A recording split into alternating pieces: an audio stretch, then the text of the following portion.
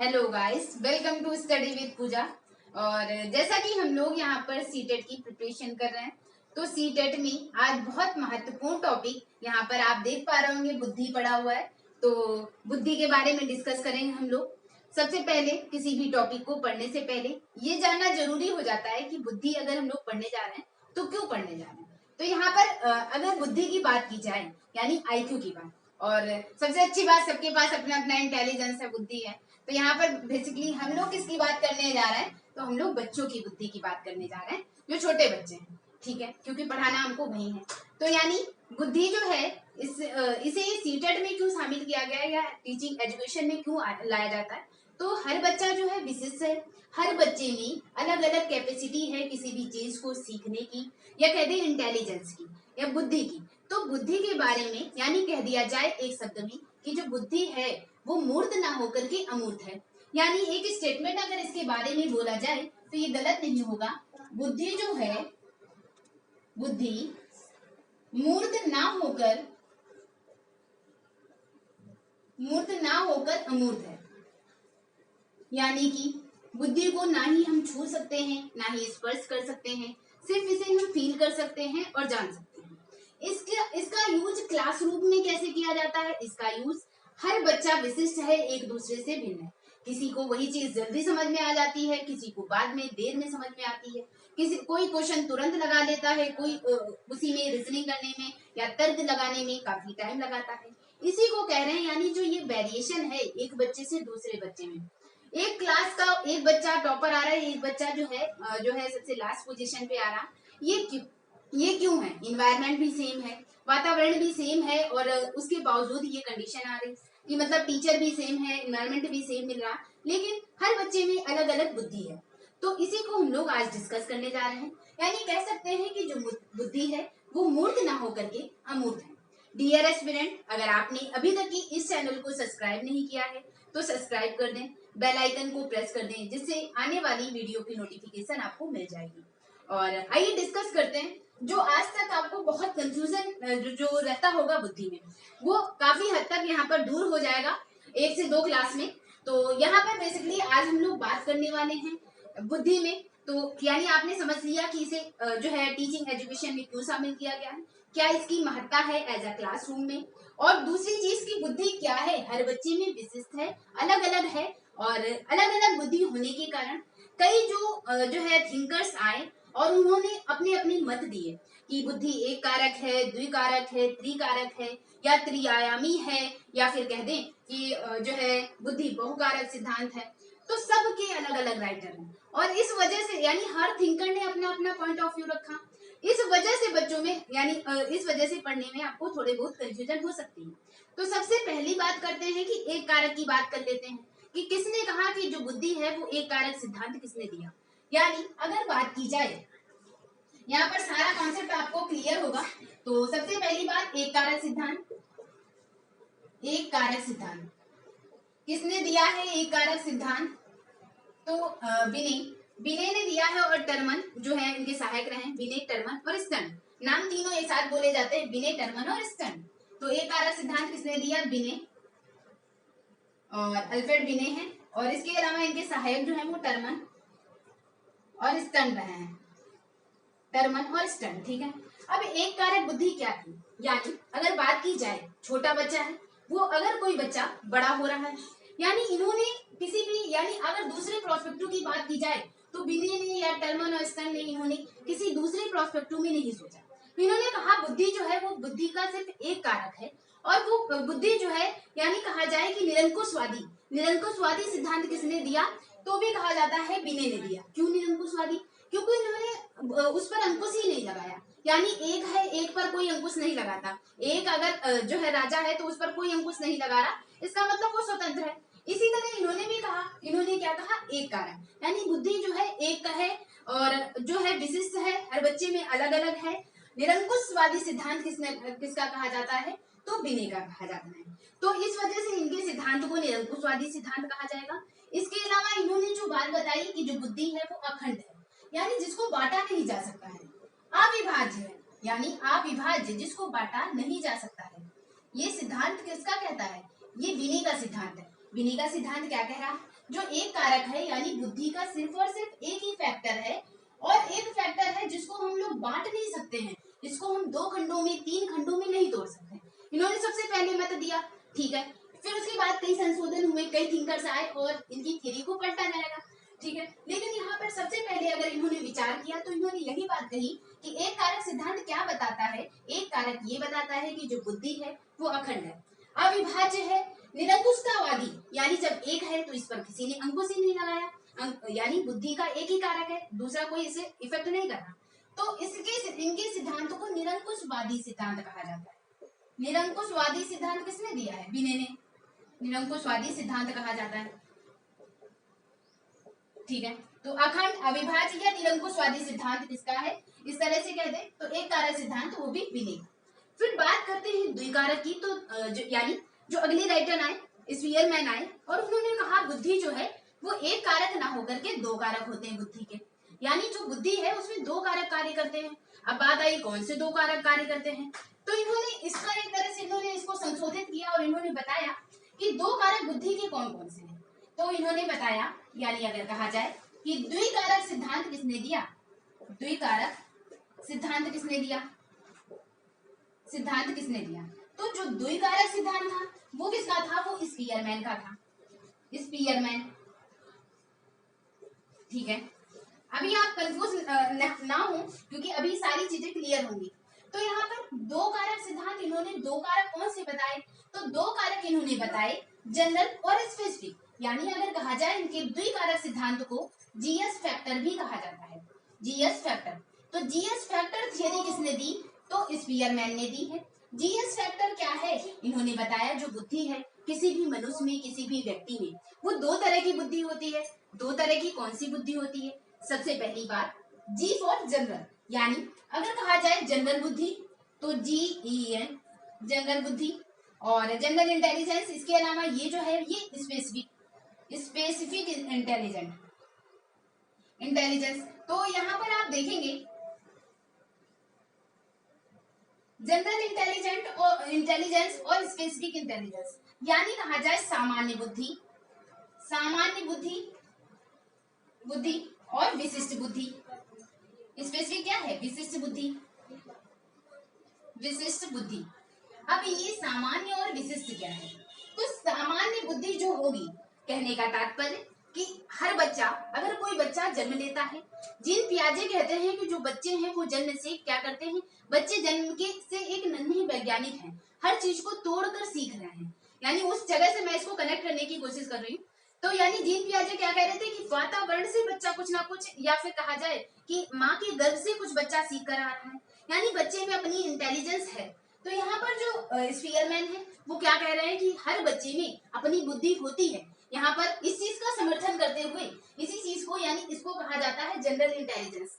General intelligence यानी अगर आप कोई भी बच्चा इन द वर्ल्ड, आप किसी भी बच्चे को देखें, क्या कोई बच्चा पागल पैदा होता? नहीं, हर बच्चे में कुछ ना कुछ IQ होता है।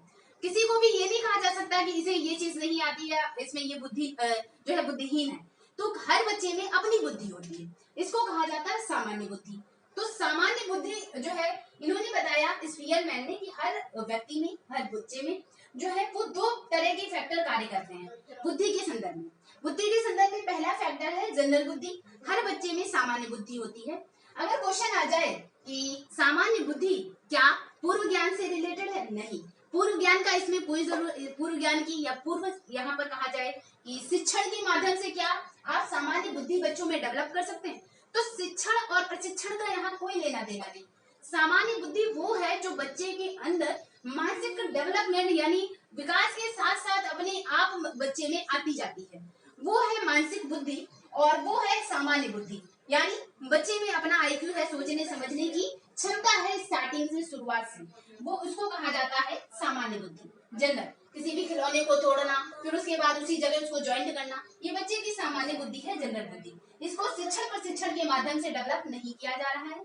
और उसके बाद दूसरी चीज आती है स्पेसिफिक फैक्टर क्या है, स्पेसिफिक इंटेलिजेंस क्या है, विशिष्ट बुद्धि। तो विशिष्ट बुद्धि क्या है? ठीक है, अब बात करते हैं कि कोई बच्चा इंजीनियर है, कोई बच्चा डॉक्टर है, कोई जो है किसी भी फील्ड में आगे है, यानी जो बच्चा किसी भी फील्ड में आगे है, क्या इंजीनियर को डॉक्टर का काम कराया जाए वो कर पाएगा? नहीं। यानी कहने का तात्पर्य कि जो विशिष्ट बुद्धि है वो विशिष्ट बुद्धि हर बच्चे में अलग अलग है, लेकिन ये कहीं ना कहीं से अडॉप्ट की गई होगी। यानी जो विशिष्ट बुद्धि होगी वो कहीं ना कहीं से किसी क्षेत्र विशेष में, फील्ड में, यानी इंजीनियर बनने के लिए उसने बीटेक किया होगा, उस पर्टिकुलर क्षेत्र में उसने विशेषज्ञता हासिल की होगी, इसे कहा जाता है विशिष्ट बुद्धि। तो विशिष्ट बुद्धि हमें शिक्षण प्रशिक्षण के माध्यम से ही मिल सकती है। हर बच्चे में विशिष्ट बुद्धि अलग अलग होगी। कैसे? अगर मान लिया आपका रेफ्रिजरेटर खराब हो गया और आपने मैकेनिक बुलाया, किसी मैकेनिक ने तुरंत ठीक कर दिया और किसी मैकेनिक ने उसको 2-3 बार प्रोसेस में करने के बाद ठीक किया। हालांकि किया दोनों ने ही था, जो है दोनों में ही इंजीनियरिंग थी, लेकिन एक ने तुरंत सही कर दिया, एक ने काफी समय बाद ठीक किया। मतलब हुआ कि जो विशिष्ट बुद्धि है वो अलग अलग है। अलग अलग है इसका मतलब यानी विशिष्ट बुद्धि सब में सामान्य नहीं है, समान जो है समान नहीं है, कहने का तात्पर्य। तो विशिष्ट बुद्धि ये कहीं ना कहीं शिक्षण प्रशिक्षण से ली जाएगी और हर बच्चे में अलग अलग होगी। तो ये हो जाती है स्पेसिफिक इंटेलिजेंस। तो यहाँ पर आप देखेंगे कि हर व्यक्ति जो है वो अलग अलग है। और ये तो हो गई जीएस फैक्टर स्पीयरमैन का हो गया। अब इसी के बाद इसको और संशोधित किया, क्योंकि किसी भी थिंकर के माध्यम से अगर कोई थियरी दी जाती है तो उसकी आलोचना तो यानी निगेटिव पॉइंट भी निकाले जाते हैं और पॉजिटिव पॉइंट भी निकाले जाते हैं। तो यहाँ पर आलोचनात्मक पक्ष जैसे किसने दिया, तो आलोचनात्मक पक्ष जो है जैसे थार्नडाइक हो गए, इसके अलावा थर्स्टन हो गए, क्योंकि थर्स्टन ने जैसे बहुकारक सिद्धांत, समूह कारक सिद्धांत, तो जिसने दिया बहुकारक सिद्धांत थार्नडाइक, समूह कारक सिद्धांत थर्स्टन। तो इन्होंने जो अगर बात की जाए तो इन्होंने इनकी आलोचना की। आलोचना किस बेसिस पे की? इन्होंने कहा, यानी अगर बात की जाए कि थार्नडाइक, थर्स्टन, इन्होंने कहा कि बुद्धि को मापने के लिए या किसी भी बच्चे में जो बुद्धि का निर्माण है, उसका आईक्यू है, वो सिर्फ 2 चीजों पर कार्य नहीं करेगा। कि यानी उसने जो है विशेषज्ञता किसी पर्टिकुलर क्षेत्र में हासिल की, वो विशिष्ट बुद्धि हो गई, और जो चीजें वो खुद से यानी माइंड में उसकी सामान्य बुद्धि पहले से थी, इसके केवल इसी बेसिस पे जो है बुद्धि कार्य नहीं करेगी। ठीक है, ये आलोचना हुई किसकी? स्पीयरमैन की। तो स्पीयरमैन ने फिर थोड़ा संशोधन किया और उसके बाद नेक्स्ट प्रोसेस में दिया इन्होंने त्रिकारक सिद्धांत। यानी अभी तक 2 कारक सिद्धांत दिए थे और 2 कारक थे, इन्होंने ये बताया था कि ये है जी फैक्टर, ये है जी फैक्टर जो कि बच्चे में सामान्य रूप से होगा। दूसरा इन्होंने बताया था एस फैक्टर, एस फैक्टर बताया था। ठीक है, अब उसके बाद जब ये बताएंगे, इसके बाद त्रिकारक सिद्धांत भी किसका है? तो त्रिकारक सिद्धांत, कंफ्यूज मत होइएगा, त्रिकारक सिद्धांत किसका है? वो भी स्पीयरमैन का है। अब त्रिकारक सिद्धांत में इन्होंने क्या संशोधन किया? तो त्रिकारक की बात की जाए तो यहाँ पर मैं लिख देती हूँ।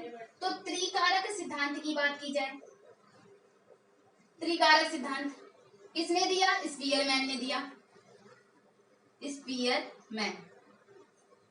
तो इन्होंने ये वाला सिद्धांत जो है ये 1904 में दिया था। ठीक है, तो यहाँ पर आप देखेंगे जो त्रिकारक सिद्धांत स्पीयरमैन ने दिया, तो इन्होंने अब क्या बताया? इन्होंने बताया, यानी जब इनकी आलोचनात्मक पक्ष इन्होंने देखे, पढ़े, समझे, तब उन्होंने 3 कारक बुद्धि के बताए। अब 3 कारक कौन से बताए?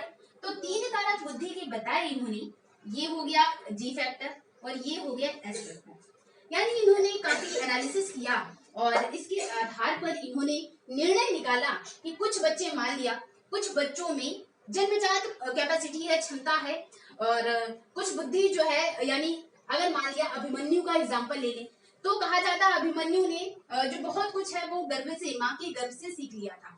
यानी कह सकते हैं कि गर्भ में भी बच्चा जो है कुछ ना कुछ सीख रहा है, उसके अंदर आईक्यू डेवलप हो रहा है। तो इस तरह से कहा जाता है कि बच्चे में जो सामान्य बुद्धि है, ठीक है, इन्होंने सामान्य बुद्धि, स्पेसिफिक बुद्धि के बाद, यानी बच्चे में जो सामान्य बुद्धि है उसके बाद कहीं से उसने कोई चीज अडॉप्ट कर दी। ठीक है, 2 चीजों के बाद कुछ बच्चे ऐसे भी होंगे जिसमें सामान्य बुद्धि के भी कुछ लक्षण होंगे और कुछ लक्षण विशिष्ट बुद्धि के होंगे। यानी ये जो बीच वाला आप ये जो है कोलैपीरिया देख रहे हैं, यानी यहाँ पर ये है जी फैक्टर और ये है एस फैक्टर, एस फैक्टर। अब कहने का तात्पर्य इन्हीं ने ही त्रिकारक सिद्धांत दिया, यानी कहा कि कुछ बच्चों में हो सकता है कि 30% चीजें उसने जनरल बुद्धि की थी, उसने 40% स्पेसिफिक बुद्धि से जो है ग्रहण की। उसके बाद कुछ चीजें जनरल और स्पेसिफिक का कोलैब, यानी कुछ हो सकता है उसमें जनरल और स्पेसिफिक दोनों के गुण हों। कुछ बच्चे ऐसे भी होंगे कि जिनको स्पेसिफिक भी नॉलेज होगा, जनरल भी नॉलेज होगा और दोनों का मिक्सचर भी, कुछ बच्चे जो होंगे उनको दोनों विषयों में नॉलेज होगा, दोनों प्रोस्पेक्टों में। तो ऐसे भी कुछ बच्चे होंगे, इन्होंने इसको कहा कि ग्रुप फैक्टर। ग्रुप फैक्टर का मतलब यानी तीसरा जो कारक इन्होंने ये बताया, इसको इन्होंने ग्रुप फैक्टर का नाम दिया, ग्रुप फैक्टर। अब ये जो ग्रुप फैक्टर था, मतलब त्रिकारक में तीसरा कारक क्या इन्होंने शामिल किया, तो इन्होंने तीसरा फैक्टर जो शामिल किया वो ग्रुप फैक्टर था। यानी ग्रुप फैक्टर क्या कार्य करेगा, ग्रुप फैक्टर होगा जिसमें जनरल बुद्धि से ज्यादा होगा, यानी जो बच्चा जनरल बुद्धि से श्रेष्ठ होगा। सामान्य रूप से कुछ बच्चे जो होते हैं, यानी अगर जो है 2 साल का बच्चा, अगर मान लिया वो पूरी कैपिटल बता रहा, राजधानियां बता रहा, तो अगर मान लिया कि वो बच्चा थोड़ा सा जनरल बुद्धि से थोड़ा ज्यादा तेज है, थोड़ा ज्यादा तेज है, इसका मतलब उसमें जो है जितनी सामान्य बुद्धि होती है बच्चों में उससे कुछ ज्यादा बुद्धि है, ठीक है। तो वो हो गई, यानी कहने का तात्पर्य हो गया कि वो सामान्य बुद्धि से क्या होगा, श्रेष्ठ होगा, लेकिन विशिष्ट बुद्धि से कम हो, निम्न हो, यानी उसको कहेंगे ग्रुप फैक्टर। ग्रुप फैक्टर यानी तीसरा कारक जो है ये क्या होगा, ये सामान्य बुद्धि से श्रेष्ठ होगा, सामान्य से बुद्धि से श्रेष्ठ, बुद्धि से श्रेष्ठ, और जो है एस फैक्टर यानी विशिष्ट बुद्धि से निम्न होगा, विशिष्ट बुद्धि, बुद्धि से निम्न होगा। कहने का तात्पर्य कुछ बच्चे ऐसे हैं जिनमें सामान्य बुद्धि तो ज्यादा है, सामान्य जो बच्चे हैं उनके कंपैरिजन में ज्यादा बुद्धि है, लेकिन विशिष्ट किसी विषय में विशेषज्ञता हासिल करने के लिए, यानी विशेषज्ञता जो है उस पर्टिकुलर रीजन में उसको कम होगी, यानी जो जिसने कोर्स किया होगा, टेक्नोलॉजी कोर्स किया होगा, उसको उस क्षेत्र में ज्यादा विशेषज्ञता होगी। लेकिन कुछ बच्चे ऐसे हैं जिनको सामान्य बुद्धि से तो तेज है, लेकिन उसी क्षेत्र में अगर उसी जो है पारंगत कोई व्यक्ति बैठा दिया जाए तो वो फिर पीछे रह जाएगा। तो यानी कहने का तात्पर्य तीसरा कारक कौन सा, तीसरी तरह के यानी तीसरे तरह के इंटेलिजेंस वाले बच्चे जो है जिनमें सामान्य बुद्धि से ज्यादा है और विशेष बुद्धि से कम योग्यता रखा है, उन्हें तीसरे कारक या तीसरा कारक कहा गया, जिसे ग्रुप फैक्टर का नाम दिया गया। तो ये 3 कारक समझ गए आप, ठीक है। कंफ्यूजन कहाँ होता है, कंफ्यूजन होता है त्रिकारक और त्रिआयामी, और इसी में यानी जो है त्रितंत्र का सिद्धांत। तो अगर बात की जाए त्रिकारक में, अगर मैं ऊपर का इरेज कर देती हूँ, आप नोट करना चाहें तो नोट कर लें, स्क्रीनशॉट लेना चाहें तो स्क्रीनशॉट ले लें। तो अब हम लोग यानी इरेज करने जा रहे हैं, आई होप आपने ले लिया होगा। तो नेक्स्ट हम लोग बात करते हैं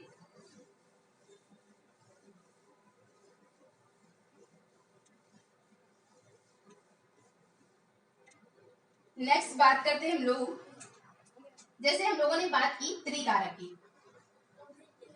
त्रिकारक की बात की, तो यहाँ पर 3 राइटर आप एक साथ लिख सकते हैं। जो त्रिकारक सिद्धांत है ये किसका है, ये स्पीयरमैन का है, स्पीयरमैन, और इसका फिगर इस तरह से ड्रॉ कर लें आप, उसमें जी और एस इसका कोलैब वाला रीजन, ये इसमें कुछ में जो सामान्य से ज्यादा और विशेष से कम बुद्धि रख रहा होगा, ठीक है। नेक्स्ट हम लोग बात करते हैं, ये तो त्रिकारक हो गया, फिर नेक्स्ट बात आती है त्रितंत्र का सिद्धांत, त्रितंत्र का सिद्धांत, त्रितंत्र सिद्धांत, यानी अगर त्रितंत्र की बात की जाए तो त्रितंत्र और त्रिआयामी, 3 में कंफ्यूजन होता है आपको, त्रिआयामी। तो त्रिआयामी सिद्धांत है जेपी गिलफोर्ड का, जेपी गिलफोर्ड,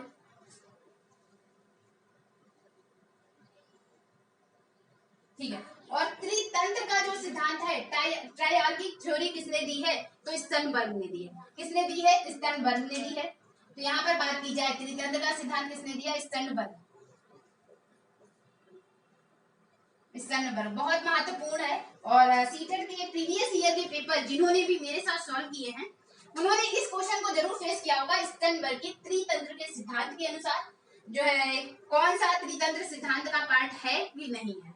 तो आज हम लोग बेसिकली जो डिस्कस करेंगे यहाँ पर, तो क्योंकि अगर मैं त्रिकारक आपने समझ लिया, उसके बाद नेक्स्ट अगर बात की जाए, नेक्स्ट बात की जाए त्रिकारक के बाद अगर थर्ड आई आएंगे वो समूह कारक के, समूह कारक के थर्सन है। अगर ये राइटर अपने पास मेंशन करते जाएं यहाँ पर, अगर आपसे बात की जाए समूह कारक सिद्धांत, बुद्धि के समूह कारक सिद्धांत के बारे में किसने बात की है, तो समूह कारक सिद्धांत थर्सन, फिर उसके बाद अगर बहुकारक सिद्धांत की बात की जाए कि बुद्धि के बहुत सारे बुद्धि जो है वो कई सारे फैक्टर को मिलाकर बनी है, तो बहुकारक सिद्धांत की बात की जाए तो बहुकारक सिद्धांत दिया है थॉर्नडाइक ने, थॉर्नडाइक। ठीक है, नोट कर सकते हैं, फिर हम लोग डिस्कस करते हैं। तो यहाँ पर आज बात की जाए कि यानी यहाँ पर आगे आप देखते जा रहे हैं कि कैसे कैसे जो है थिंकर्स और डेवलप में सोचते जा रहे हैं कि बुद्धि जो है वो एक कारक, पहले सिद्धांत आया बिनेटलमैन स्टर्न का, उसके बाद द्विकारक सिद्धांत आया स्पीयरमैन का, उसके बाद त्रिकारक सिद्धांत आया वो भी स्पीयरमैन का, उसके बाद त्रिकारक के बाद इसी में त्रिआयामी त्रितंत्र सिद्धांत आया। तो त्रितंत्र सिद्धांत जिसको ट्रायर्किक थ्योरी कहते हैं स्टर्नबर्ग की है, और त्रिआयामी संरचना जो है वो जेपी गिलफोर्ड की है। उसके बाद 3 फैक्टर के बाद हम लोग बोलते हैं, फिर 4 बार नहीं कहेंगे, फिर उसके बाद बहुकारक कहने लगते हैं। तो बहुकारक सिद्धांत थॉर्नडाइक का है और समूह कारक सिद्धांत जो है वो थर्स्टन ने दिया है। यानी अगर एक पॉइंट में बात की जाए तो यानी बहुकारक जो है इन्होंने ये बताया था थॉर्नडाइक ने कि बुद्धि जो है उसके कई सारे, इसमें किसी भी बच्चे की इंटेलिजेंस डिफाइन करने के लिए बहुत से कारक कार्य करते हैं।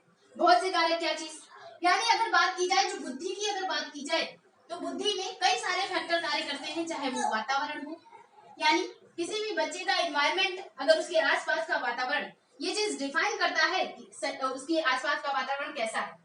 अगर उसको पढ़े लिखे माहौल में, या अंग्रेज का बच्चा अंग्रेज ही क्यों होता है, क्योंकि उसको वैसा एनवायरनमेंट मिला, उसको वैसा वातावरण मिला, वो अंग्रेजी बोलना जो है फ्लुएंटली सीख जाता है। लेकिन अगर आप यही किसी ग्रामीण परिवेश के बच्चों को देखेंगे तो उसे अपनी मातृभाषा में ही बात करना आता है। तो यानी इसका कारण क्या है, इसका कारण ही उसके आसपास का वातावरण। तो यानी अगर एक बच्चा है उसको प्राइवेट स्कूल में भेजा जा रहा है, एक बच्चा है उसे गवर्नमेंट स्कूल में भेजा जा रहा है, तो उनमें भी काफी अंतर पाया जाता है। तो ये चीज मैटर करती है वातावरण। इसके अलावा अनुवांशिकता भी मैटर करती है, अनुवांशिकता। और इसकी बात जो है वो जीन पियाजे भी स्वीकार करते हैं कि अनुवांशिकता मैटर करती है बच्चों की इंटेलिजेंस के लिए। फिर उसके बाद आप देखते हैं कि आसपास का वातावरण, इंटेलिजेंस और अनुवांशिकता, इसके अलावा परिस्थितियां जो है उसके आसपास की, ये सारी चीजें किसी भी बच्चे की बुद्धि को जो है बनाने में और जो है बढ़ाने में एक तरह से कारगर साबित होती है। तो यहाँ पर आप देखेंगे अगर बहुकारक, यानी इन्होंने फिर 3 कारक के बाद जब थॉर्नडाइक की बात आई तो उन्होंने कहा जो बुद्धि है वो कई सारे कारकों से मिलकर बनी होती है। कई सारे कारक, यानी अगर एक बुद्धि को डिफाइन करना है तो इसमें कई सारे फैक्टर मिलकर कार्य कर रहे होंगे कि उस बच्चे ने कहीं से कोई चीज सीखी होगी, कुछ चीजें उसने समाज से सीखी होंगी, कुछ चीजें उसने अनुवांशिकता से सीखी होंगी, कुछ चीजें उसने वातावरण से सीखी होंगी। तो ये सारे फैक्टर मिला करके कुछ चीजें उसने विशिष्ट किसी भी विशिष्टता हासिल करके या सब्जेक्ट में विशिष्टता हासिल करके विशेष योग्यता से सीखी होंगी, शिक्षण प्रशिक्षण के माध्यम से सीखी होगी, विद्यालय समाज से सीखा होगा। तो कई सारे फैक्टर कार्य करते हैं किसी भी बच्चे की इंटेलिजेंस या बुद्धि को बनाने में। तो बहुकारक सिद्धांत इस तरह से ये थॉर्नडाइक का फिगर आप जो है स्ट्रक्चर बना सकते हैं। तो यहाँ पर हम लोग आज बात करेंगे, त्रिकारक आपने समझ लिया। नेक्स्ट हम लोग बात करते हैं त्रितंत्र का सिद्धांत, जो कि बहुत महत्वपूर्ण है। त्रिआयामी सिद्धांत जो है वो जेपी गिलफोर्ड का है, इसके बारे में भी। और समूह कारक और यानी बहुकारक की बात आज हम लोगों ने संक्षिप्त समझ लिया, यानी समूह कारक या बहुकारक एक तरह से दोनों कि कई सारे फैक्टर मैटर करते हैं किसी भी बुद्धि को बनाने में, इससे संबंधित है और इनको हम लोग नेक्स्ट डिस्कस करेंगे। यहाँ पर जो बात की जा रही है त्रिआयामी को भी हम लोग इन डेप्थ जो है नेक्स्ट में कवर करेंगे। यहाँ पर जो बात की जाएगी तो यहाँ पर ये बात की जाएगी त्रितंत्र और त्रिआयामी, इसमें क्या डिफरेंस है पहले ये बताओ। तो बात करते हैं त्रितंत्र और त्रिआयामी। अपने पास आप नोट करते जाएं, नोट्स बनाते जाएं और बेहतर आप कनेक्ट कर पाएंगे हर क्लास टू क्लास। अगर आपने पहले की थियरीज नहीं देखी हैं तो प्लीज देख लें।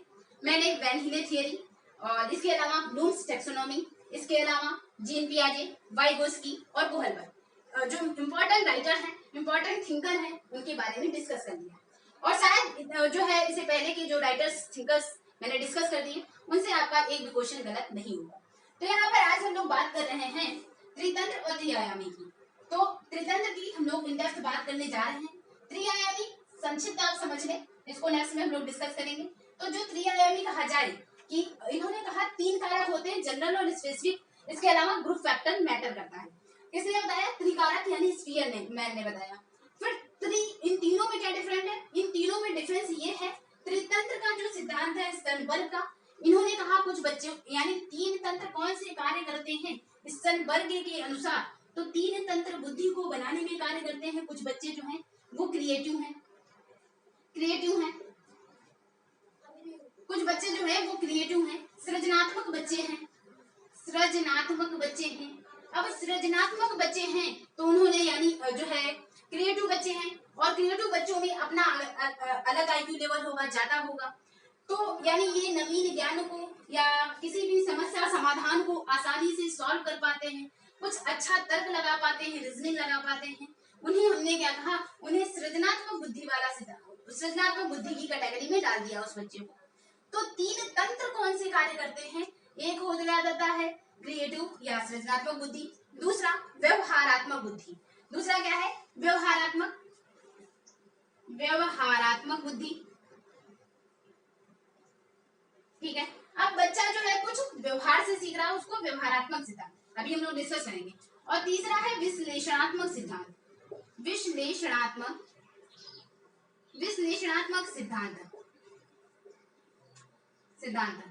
अगर बात की जाए कि किसी भी बुद्धि को बनाने में ये तीन मैटर जो है वो बहुत कार्य करते हैं। और नेक्स्ट यहाँ पर इसको हम लोग इन डेप्थ कवर करेंगे। यहाँ पर त्रिआयामी वाला जो जस्ट डिफरेंट कैसे है, तो तीन आयामी इन्होंने तीन इन पक्ष में बात की है, किसने तीन पक्ष में, ये स्तनवर्ग है, ये क्या है तीन तंत्र कार्य कर रहा है।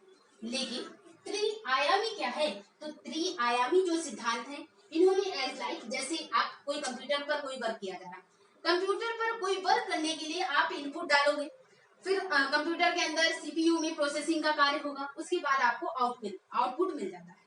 तो यानी यही एक फीचर कार्य कर रहा है कि इनपुट देन प्रोसेसिंग हुई, उसके बाद आपको आउटपुट मिल रहा है।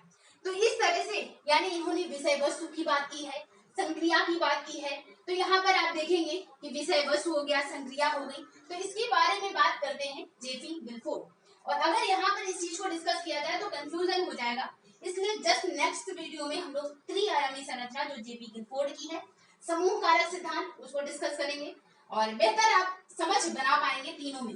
तो नोट करते जाएं। तो यहाँ पर हम लोग जो डिस्कस करने जा रहे हैं, यहाँ पर स्तनवर्ग की थियरी।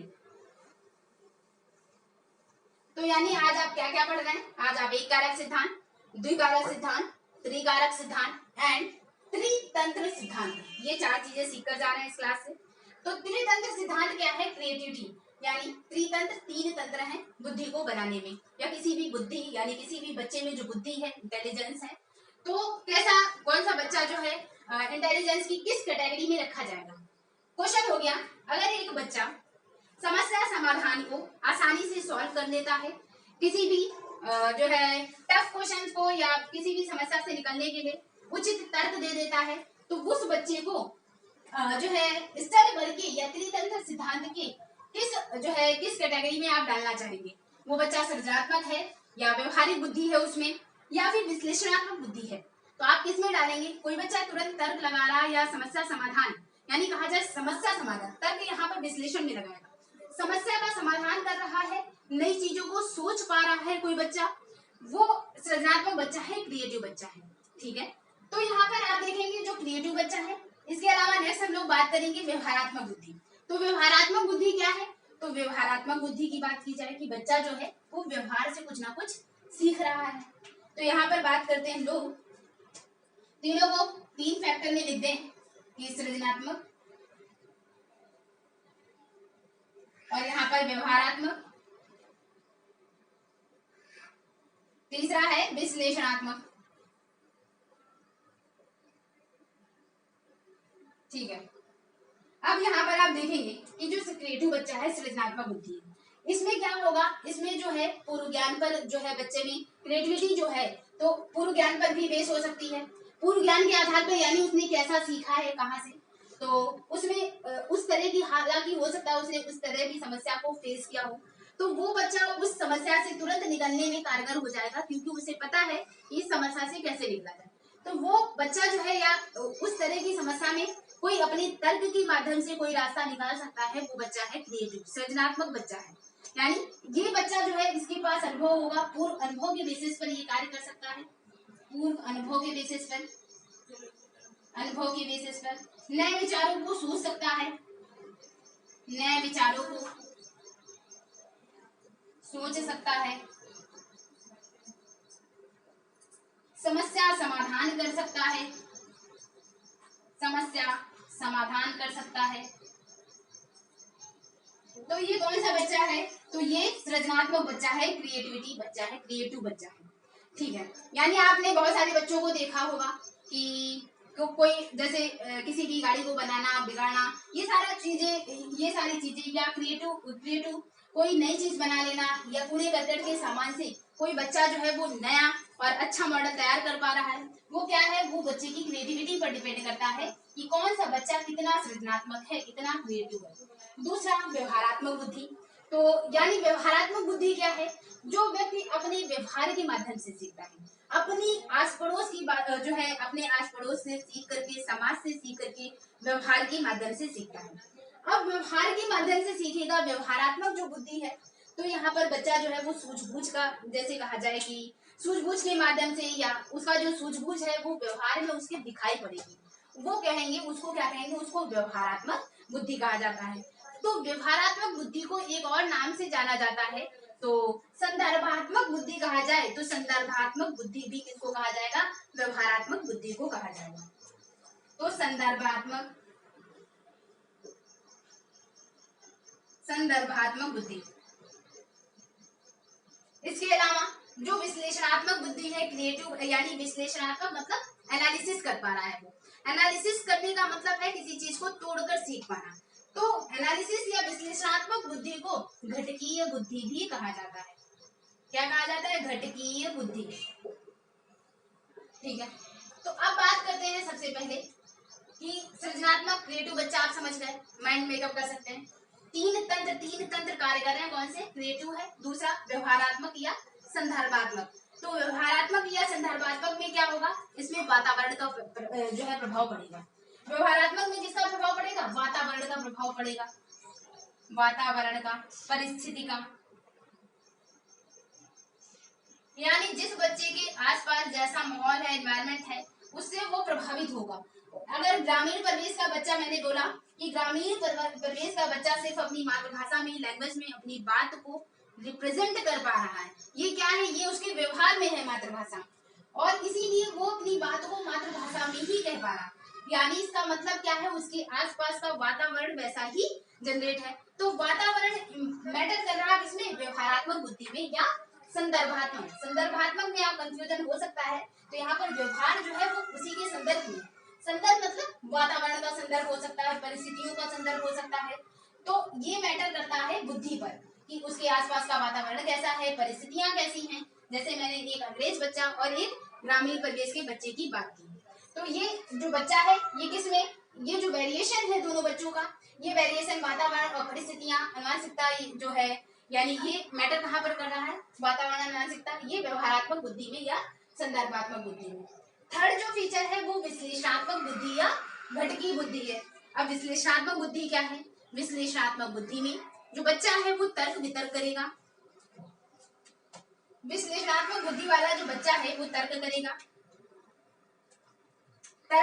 वाद विवाद करेगा, वाद विवाद करेगा। तो तर्क हो गया, वाद विवाद हो गया। इसके अलावा जो विश्लेषणात्मक मतलब एनालिसिस करने वाला जो बच्चा है उसको हमने क्या कहा? घटकीय बुद्धि।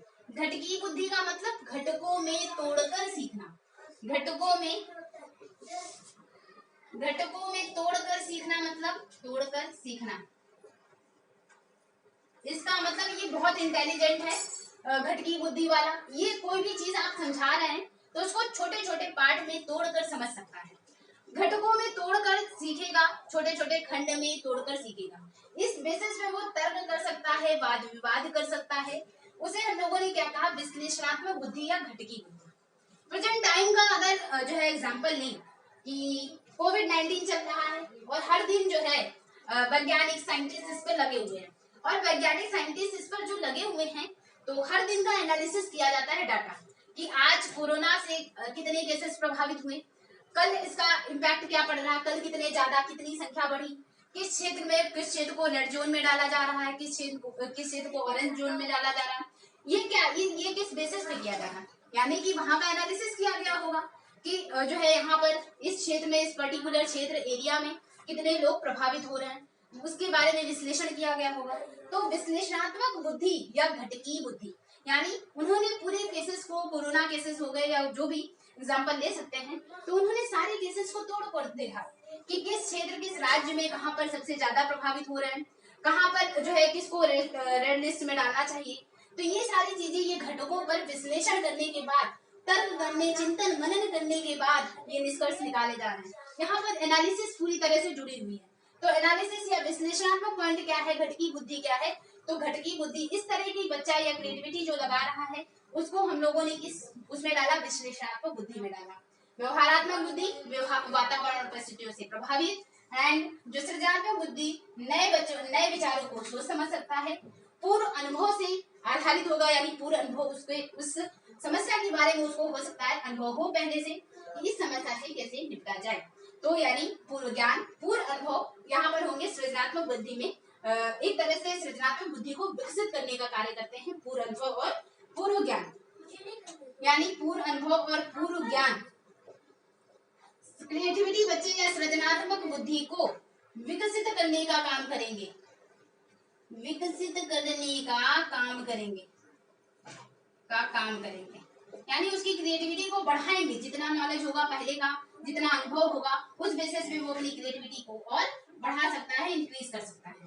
तो आई होप आपको ये 3 फैक्टर या स्तंभ का जो 3 तंत्र है, यानी 3 तंत्र में समझ सकते हैं, मशीनी 3 तंत्र जो कार्य कर रहे हैं कि क्रिएटिविटी है बच्चे में, व्यवहारात्मक है और सृजनात्मक है।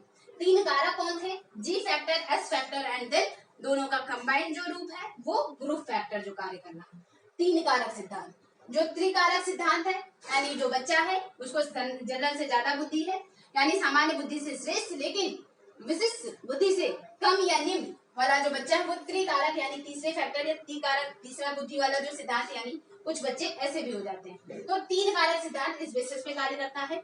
और उसके अलावा द्विकारक सिद्धांत जिसमें बच्चे में जनरल बुद्धि भी है और स्पेसिफिक बुद्धि है, ठीक है। और एक कारक बिना टर्मिनल का है जो कि निरंकुश है, जिस पर किसी ने अंकुश नहीं लगाया वो निरंकुश हो गया। तो निरंकुशवादी सिद्धांत एक कारक सिद्धांत हो गया। आई होप आपको ये सारी चीजें अच्छे से समझ में आ गई हैं। आप डेली बेसिस पे क्लासेस से जुड़े रहें, चैनल को सब्सक्राइब कर लें जिससे आने वाला वीडियो का नोटिफिकेशन आपको मिल जाया करे और आप बेहतर ढंग से तैयारी जो है सुचारू रूप से कर सकें। थैंक यू दोस्तों, मिलते हैं हम लोग नेक्स्ट वीडियो में। All the best and thank you.